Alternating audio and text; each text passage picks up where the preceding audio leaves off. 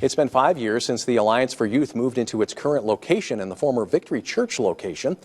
The organization serves more than 1,500 families each year. The facility's 30-year-old playground had seen better days and it was removed. So they designed a new, safe, fun, and inclusive playground, but they're looking for community support to build it.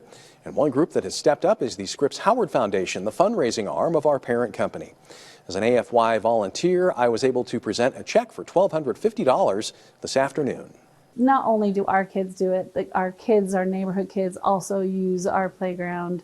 And we don't have one right now. It's just an empty shell with lots of mud. So we're very, very excited to bring back something not only that will benefit our programs and the people that we serve, but also the kids in the neighborhood.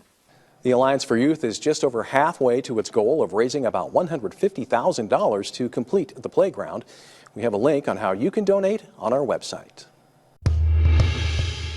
Wednesday, the U.S. Fish and Wildlife Service announced a new approach to grizzly bear recovery, denying petitions from Montana and Wyoming to delist the bears from the Endangered Species Act protections.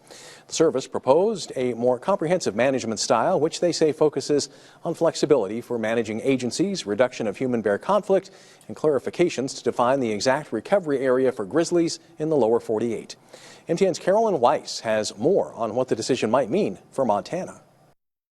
Denying requests from Montana and Wyoming to delist grizzly bears from Endangered Species Act protections, the U.S. Fish and Wildlife Service announced what they say is a new, more comprehensive management approach for the lower 48. They suggest a new rule to clarify the exact geographic zone in which bears are protected, which includes parts of Montana, Idaho, Wyoming, and Washington, and to manage the bears in it as one single unified population. The service said their proposal will increase flexibility for managing agencies and reduce human-bear conflict. They also released an independently peer-reviewed scientific assessment on the status of grizzlies. Former Fish and Wildlife Service Grizzly Bear Recovery Coordinator Christopher Servine approves of the agency's decision. He wrote the current plan for bear management. His updated version was featured in a December petition asking the agency to adopt several of the management strategies included in their proposal. Seeing where we've come since 1981, we've come a long way.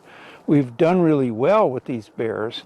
We need to complete the job and not walk away from it when we're not done. It's like building a house and maybe you put the frame up and it starts to look like a house, but then you quit and say, well, we're done. That's essentially what would happen if we delist grizzly bears right now.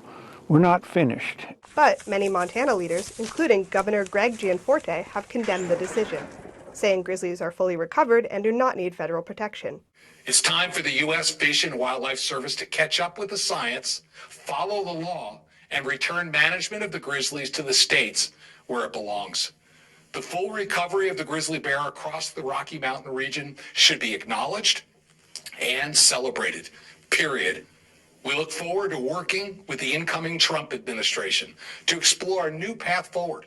Fish and Wildlife said this is the first step to fulfill an agreement with Idaho to evaluate the bear's protected status in the lower 48 before January of next year. In Missoula, Caroline Weiss, MTN News.